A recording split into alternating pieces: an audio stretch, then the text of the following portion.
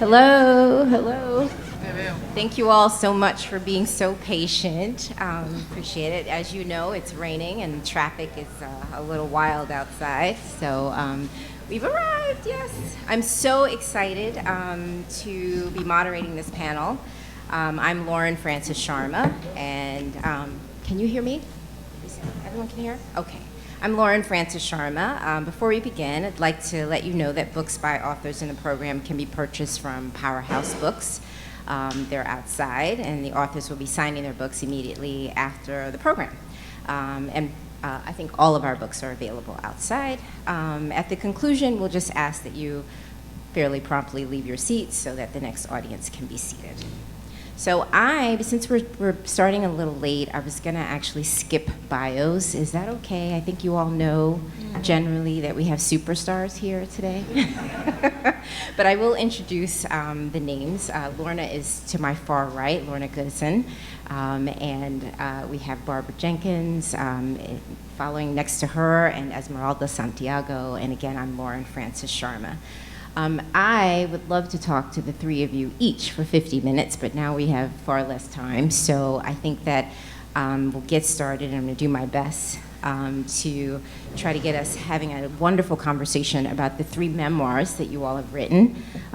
If you haven't seen them, this is From Harvey River by Lorna Goodison. We're doing, Esmeralda has several memoirs, but we'll be focusing on When I Was a Puerto Rican, which is her first one, and The Stranger Who Was Myself by Barbara Jenkins, Barbara's latest book. In the 1930s, Jacques Lacan created this theory called the mirror stage, where he says that we first begin to recognize ourselves as infants in a mirror. And in that process, we begin to separate from ourselves, seeing ourselves as alien, only then, presumably, to have to re-merge the selves. I'm thinking about this act of merging the selves or separating the selves in the act of memoir writing. Esmeralda, your writing is incredibly vivid. In your first memoir, When I Was a Puerto Rican, you take us to Puerto Rico from the start of your life to those first years here in New York. And Lorna, Doris, and Marcus, your parents, are rendered beautifully in your book. And Barbara, the relationship you have with your husband in those early years in England is just stunning. I felt like I was there in all of these books. There's a real emotional clarity to all of these novels, all of these memoirs, and I'm wondering what makes one decide to look at your life and feel like you have enough distance and enough intimacy with the self to write a memoir. Who wants to go first? I can go first. I saw Esmeralda's face. I did not give these women questions ahead of time. I began my journey as a memoir writer from the perspective of a Puerto Rican living in southeastern Massachusetts in the 1970s, and literally stepping outside one day and realizing I was carrying my newborn and realizing that my child was going to have such a different experience growing up than the one that I had. And so then the next thought was, who is going to tell my son what his mother's life had been like? My family was living in New York. I was really pretty much in the Boston area with my husband and friends. So it began from that perspective of trying to have a story for him and my other children, for them to have a story about what my life had been, because their experience would very unusually and probably rarely would get an experience about Puerto Rico, just because of where we lived. So I really began by writing these essays that were for them. But then the more I wrote them, the more I realized, oh, this is the kind of stories that I wish I had when I had arrived in the United States and I was trying to make sense of what was happening here. And maybe these are more than just for my children who are like infants. And I began to publish them, and I had enough encouragement that I said, okay, well, I'm just gonna focus more on this.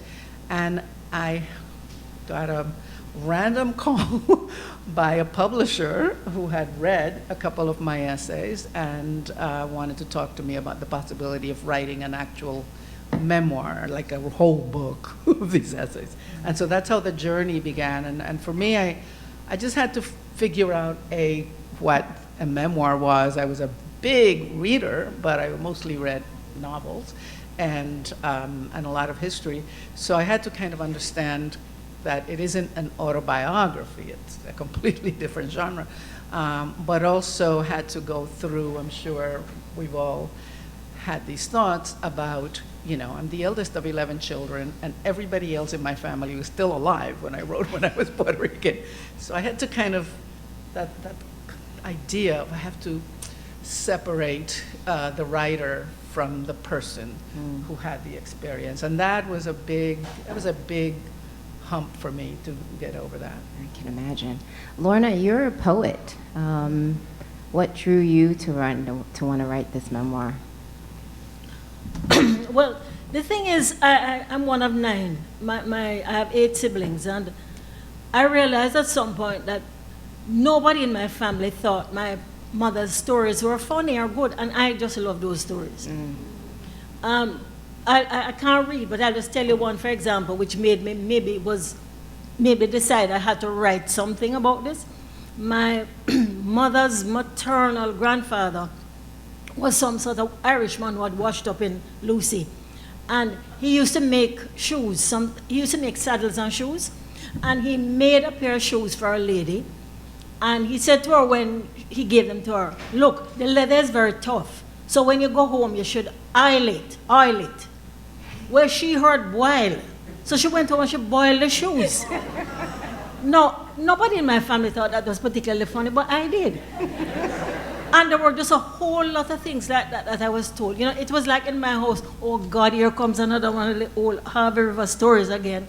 But I just thought that they were worth writing. And when my mother died, I was working in Ann Arbor, Michigan.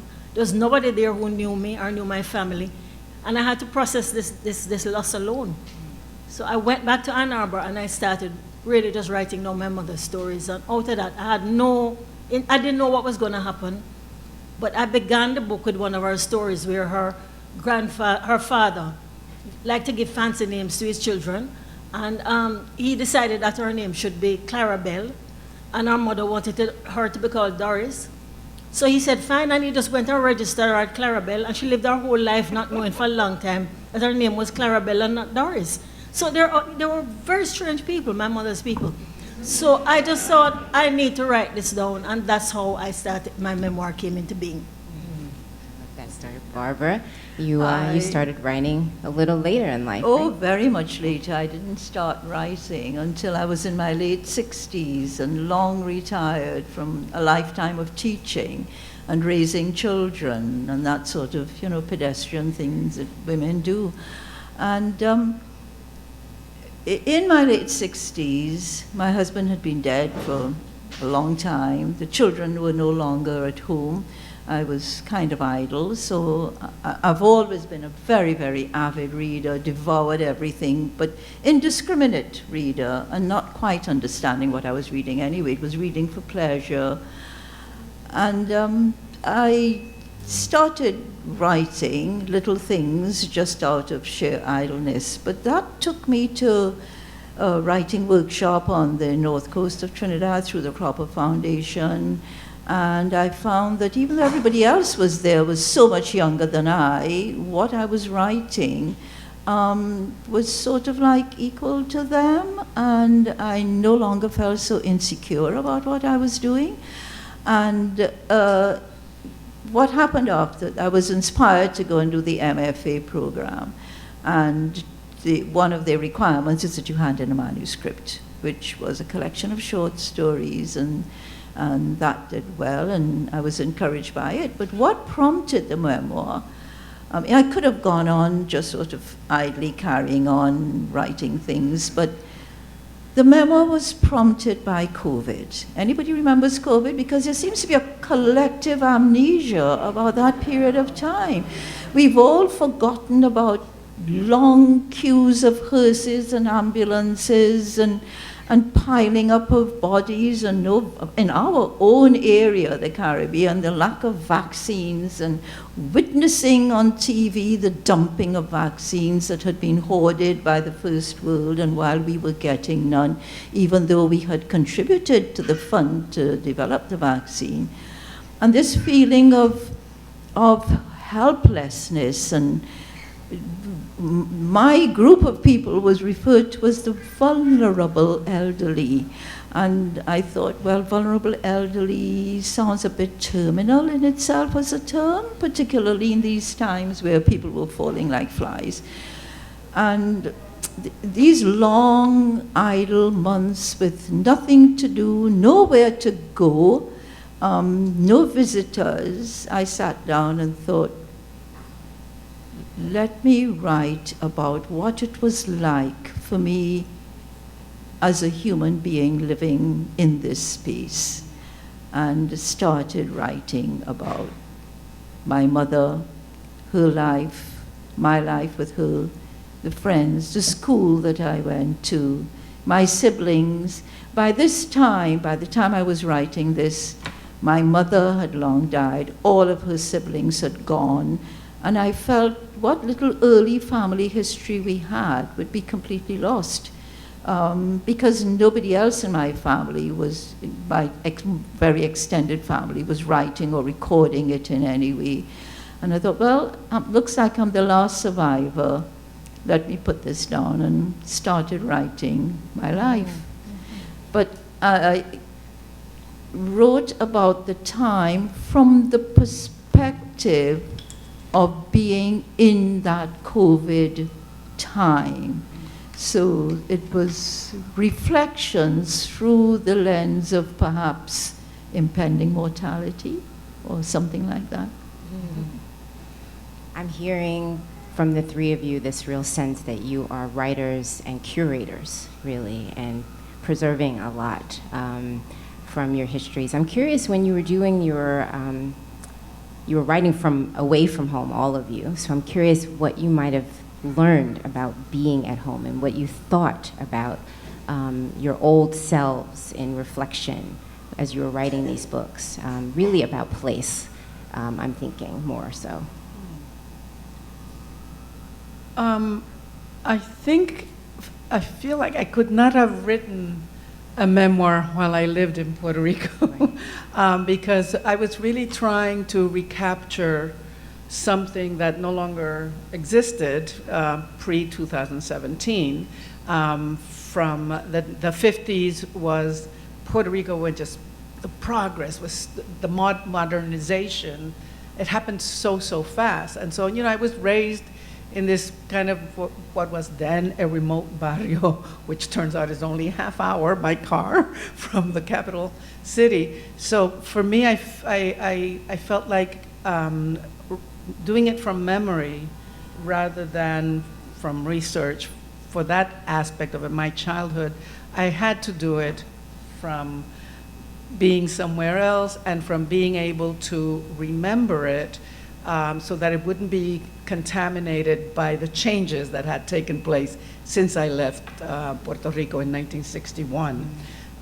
So that was part of it for me, and the other part was that I had to write this book in English because my editor, who contacted me, did not speak Spanish, and that was one of my first questions to her. I said, well, this life that you're asking me to write about happens in Spanish. Do I write it in Spanish for you? And she said, oh no, I only speak French.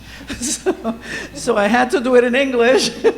And so it both separated me from the experience, but it also brought me closer because some of the emotional terrors that I was suffering with at the time were not there in English for me. It was more about, what would Puerto Ricans say about this experience when we have done so many efforts to modernize, and I'm writing about something that, you can barely understand right now. At the time, things are really different since the hurricane. But that was, I think that's how it worked for me.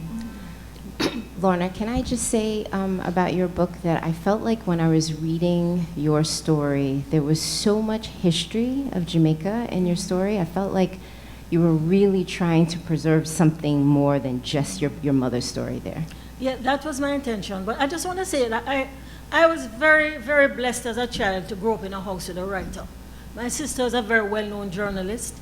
So from a very early age, I grew used to getting up in the morning, looking at the news, and she'd sometimes, sort of go over if she got a byline, she was very happy. And she, so I knew a lot about the language of writing, and I read a lot from the time I was a child. My mother taught me to read when I was before I went to school. And so I just read everything that was coming through the house, which at some point had a lot to do with bestsellers on the New York Times bestseller list and so on. So I grew up reading, like Herman Wouk, those kinds of things that were, like when I was growing up, that were popular then. But I remember just reading, and then finding Paula Marshall's Brown Girl, Brown Stones. And I did not think about this when I was writing the memoir, but for the first time, I remember reading that book and to identify completely with somebody in a book. And so if maybe I had that in the back of my mind when I started to assemble these stories, but when I showed the first draft to first of all, that book was rejected by every publisher that ever published. It took me 12 years to write, and it went through I have boxes and boxes and boxes of different iterations of this book. But when I was writing about myself and my relationship with my family and my mother's family, and I took it to an editor, and she said, this book is not about you. It's about your people, your mother and your father and your people. So I just took out most of the stuff about me is not in there. I don't know what I've done with it, but there was a lot of stuff that I had to take out. And I learned from earlier on that somehow that book kind of wanted to be the book it became. I really have always been drawn to social history. At St. Hugh's, where I went to school, we had to study a lot of social history from an author called G.M. Trevelyan, who's a big shot Cambridge historian. But he made history very interesting. He would tell us all these intimate stories about the Tudors and the Stuarts. Like, Henry VIII called, said, his favorite boyfriend, Steenie, because he thought he looked at St. Stephen's. Now, what do we need to learn that about that in school for? But that is how he wrote history. It was social history. It was very chatty. It was very sort of gossipy. So I think Paula Marshall's Brown Girl, Brown Stones, which really didn't make it into the book, but helped to start to shape it. And like social history written by somebody like G.M. Trevelyan. Also, I'm a big, big fan of British social realism. Things like Alan Sillitoe, Loneliness of the Long Distance Runner, those books. I love those books. And I think all of those helped to sort of shape what I was trying to do. And I think I'm going on too long, but does that answer your question? It answers the question, yes, thank you. Barbara, do you want to talk about place a little bit? Well, actually, you know what, Barbara, I'm actually thinking about how all three of you talk a lot about your mothers. I mean, Lorna very clearly wrote about her mother, but there's this sense of understanding and compassion. I think it's very easy for children to look back at their parents and to think, you didn't do everything so well. And I found that reading this, there was an incredible amount of understanding your mothers in these stories and seeing them for the humans that they were, and how really hard it was to be a woman at that time. I mean, Esmeralda, when I think about your mother and everything that she went through before she made that move, right? And the struggles. And you were angry at her for so much of the time when you were younger. And there's this real sense of evolution, I think, in how you all three sort of see your parents and see your mothers, and particularly in these stories. I was wondering, Barbara, if you could start there. Yes, my mother. And as you said, quite rightly said, there is a lot of conflicting emotions about your mother. There was a kind of a schizophrenia about my mother in my own mind, in that my mother had the 4 children without being a married woman, and she was brought up as Catholic. So she was not by a formal edict, but by an understanding that everybody was aware of, that she was excommunicated from the church. It was not a formal excommunication, but everybody knew that if you had transgressed in that way, you were no longer able to take part in things like going up for communion or anything like that. In those days, I'm constantly reminded that the church has undergone its own little reformation, and all are welcome at the Lord's table now, no matter what sort of sins have been committed. But my mother was quite clearly excommunicated socially and by the church. But we went to Catholic schools where we were constantly reminded that people like my mother were religious outcasts. So that there was this dichotomy in the way that I felt about my mother. I could see her every day struggling to rise above not just that ostracism, but to rise above the looking back now, it would be called poverty, but at the time we never felt we were poor. We were quite ordinary. We had the same ordinary deprivations that people around us had, so it felt quite normal. But every day was a struggle to put food on the table, clothes on our uniforms on our backs to go to school, and books to put in those school bags, shoes on our feet, and she did it on her own. I wouldn't say she was a single mother, because that implies that she did it on her own, although she did. The term did not. The term was not extant at the time I was growing up. Single mother is a new term. What she was a woman and her children, a mother and her children, bringing up her children regardless. And so there was this feeling of loving and admiring what she was doing, and at the same time feeling somewhat ashamed of the circumstances in which she was doing it, which was not something that I was able to dispel fully until I myself became a mother and was able to understand what she must have gone through. The church threw my mother out, but my mother did not throw out the church. She continued to go to Sunday Mass. She made sure that we had First Communion and Confirmation and all the things that one has to go through. And she kept, I suppose, the faith that somehow throughout her life there would be a lenient God somewhere when she came to the end of it. But she didn't have to wait that long, because she emigrated to Florida. And somehow in Florida, the rules are somewhat laxer. And she was able to once again be a communicant. So she was embraced by the church later in life. And I suppose before she died, felt a bit more secure about her reward in heaven. Esmeralda? My mother. When my mother was, I was born when she was 18. And she reminded me very often that I was a really terrible baby and child, because I was different from her expectations. She was the youngest grandchild of a very large family, so she didn't have the experience that I had of taking care of other kids. And so she had expectations for me that I thought were, one, unrealistic, and often kind of ridiculous given my personality. So we were constantly at odds the entire time, my entire childhood, into my adolescence, into my young adulthood. She and I were just butting heads the whole time, adoring one another. I knew that she really loved me, and I loved her and continue to do so.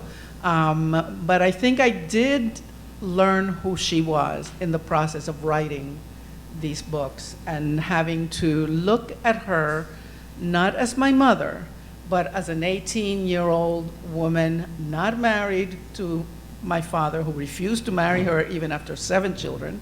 And so I began to understand a lot of the whys of why she was the way she was.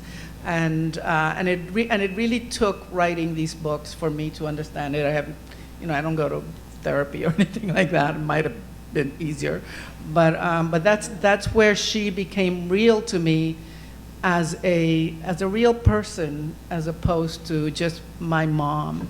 And I would bring her to my events in Puerto Rico when she was living there, particularly. And I would always introduce her, and people always ask her, "What do you think of this book?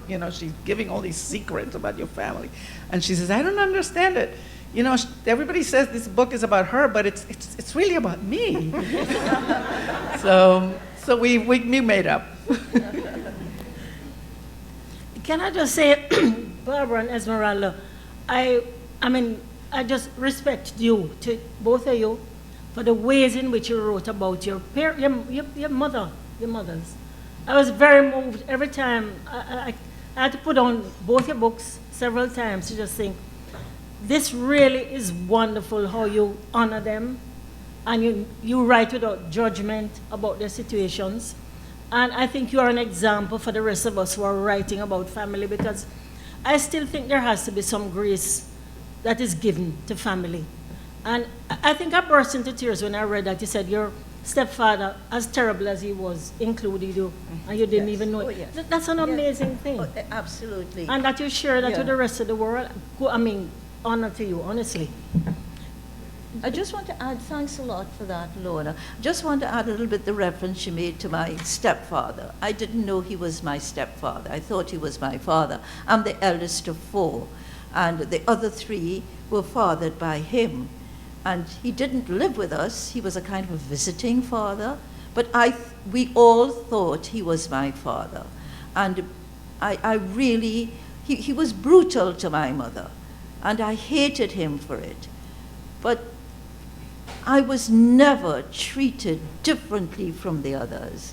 And it took me to be very much older before I could realize how important that must have been to my sense of self. Because there was no way in which the others were treated by him better than I was. So the sense of being part of the whole of what was going on with us, I couldn't fasten on any one thing that could make me say I was treated differently. And so I was very lucky to ride through those years. I mean, my mother, when she was dying, I was 50 years old before I knew that that man was not my biological father.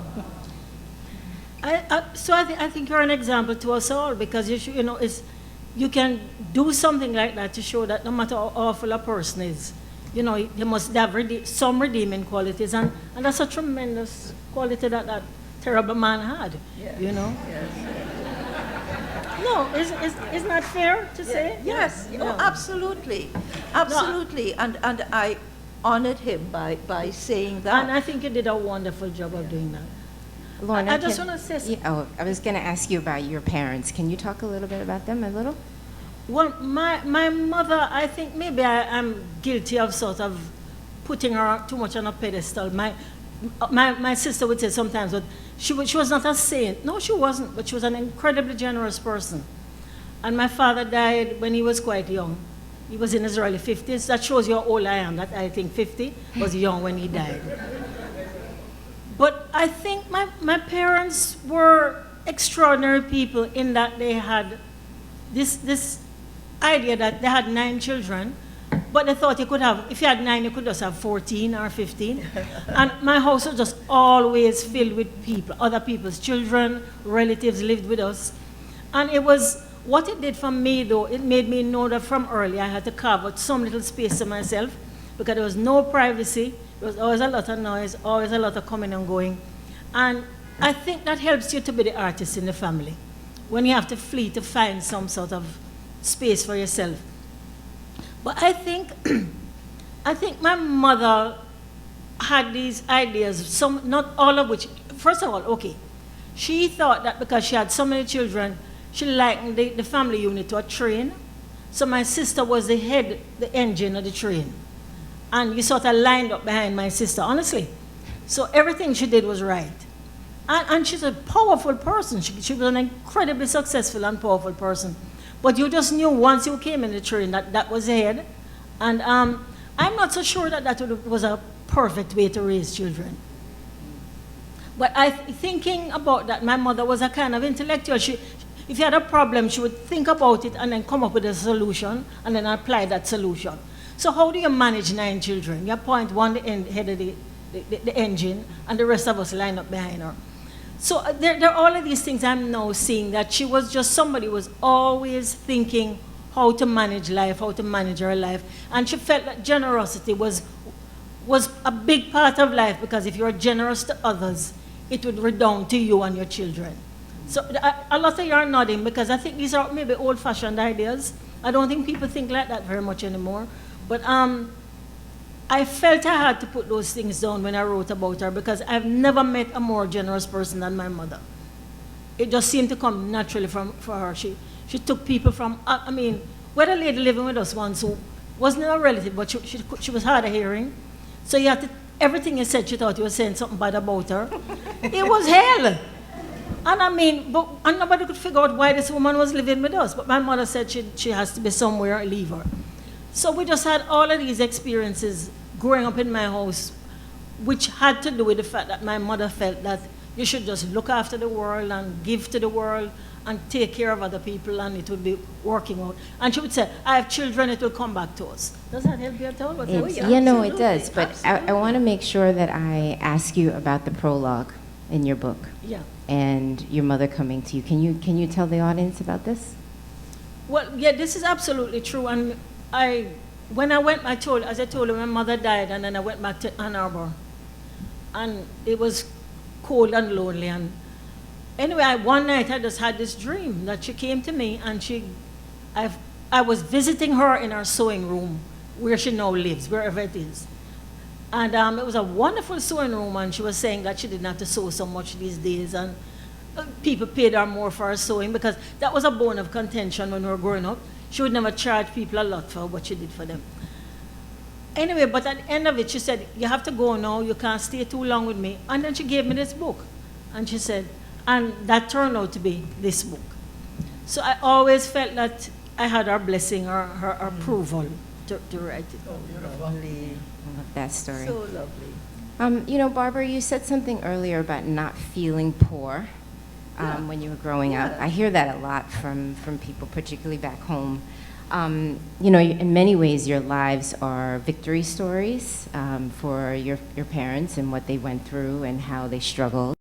I'm wondering how, when you're writing a memoir, how you reconcile sort of these stories of overcoming with the actuality and the truth of the poverty that you actually suffered and the societal issues, you know, thinking about capitalism, thinking about all the reasons why your parents weren't able to make it in the ways that you made it.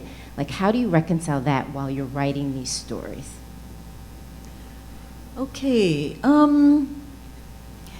I think we have to put this in a kind of historical perspective, because I was born in 1941. Work it out. I was born in 1941. It was a very different world. We can't look at 1941 in 2024 and talk about poverty in that time. Like I said, it was the norm. People who grew up in Belmont, Port of Spain, where I grew up, when I was born, how long was that after enslavement? Not very. How many generations of free, black, and mixed people had gone before me? Not many. So that the place where I grew up, and the people I grew up among, and the people to whom I belong, were just a couple generations away from not even owning their own bodies, or their children, or possessions, or owning pay for the work that they were doing. So that to call it poverty is to not put it in perspective. It was, if anything, an improvement on what had gone before. So, and the other aspect of historical perspective is that when Trinidad, which is where I'm from and where I still live, was, it was a crown colony of Great Britain, and in 1956, we had a small measure of independence in that we had our own chief minister and people in the legislative council that were more representative of the population. And we had independence in 1962 when I was 20 years old and already a grown woman. So I grew up in colonial times, and we were not an independent nation. But I think I was born and grew up in the very best time. I do believe that. Because coming up to independence, there was a great rush to get the population of young people educated. I benefited from free primary education, free secondary education of a very high caliber, where we wrote exams that were set in the United Kingdom and marked there, so that if you did well in comparison with your peers across the Atlantic of the mother country, so that you weren't in any way inferior to the people, your peer group, your age group. And then wanting to have an educated group of people to run the country at independence, they offered scholarships for people like myself so that I was able to go to England and do a degree to come back and teach. So that I consider myself to have been born and grew up in quite fortunate times compared with my mother, and perhaps even my grandchildren who have, in a different way, a different struggle from the one I had. Can I just say something here? One of the things I found particularly touching about your work, your book, Esmeralda, is that you were describing growing up in what it's a container house. Well, no, it was. They would collect cans and they would use them for the walls. Oh, okay. Yeah. But the thing is, the tenderness with which you describe that house and the children, sleeping in the hammocks. I think, again, you're showing a lot of writers who have come after you, that your home is your home. Mm-hmm. Yes. Mm-hmm. And if you live in a place and there's love and people are caring for you, no matter what it is your, and I think you did a wonderful job of imparting that, certainly to me. I felt nothing but your love and respect and tenderness for this home that your parents had provided for you. Yeah, thank you. I didn't know, I had no judgment about my childhood, really, even when my life was very different in the United States, but when I began to write about it, I realized how much a victim I am of other people's judgment of me. And it really, I guess it's not that I wasn't aware of it, I just hadn't thought of it as I should be ashamed because we were impoverished. It never occurred to me because that's what we knew. And we, even though for some people some of the situations are unsavory for them, that was what everyone experienced in the barrio that we lived in. So it wasn't like we were chosen to, for things. So it was very interesting to me that judgment for me really never entered in my consideration of what my childhood was until people started pointing it out to me, and that was devastating. It's like, what? Why should I be embarrassed that we were poor? We were children, and my parents had no resources because of colonialism and all the other things we know. So it was a real challenge in the process of thinking about it. How do I show the love for this place and these people who have been maligned by other people who have not lived in that place at that time? I think you did a very good job. Thank you so much. Thank you. Well, I will say that all three of you did beautiful jobs with these books. If you haven't read them, you must read them. Lorna, thank you. Barbara, thank you. Esmeralda, thank you. I know we've run out of time already, but thank you so much. And don't forget the books are outside for sale, and this was wonderful. Thank you so much. Thank you.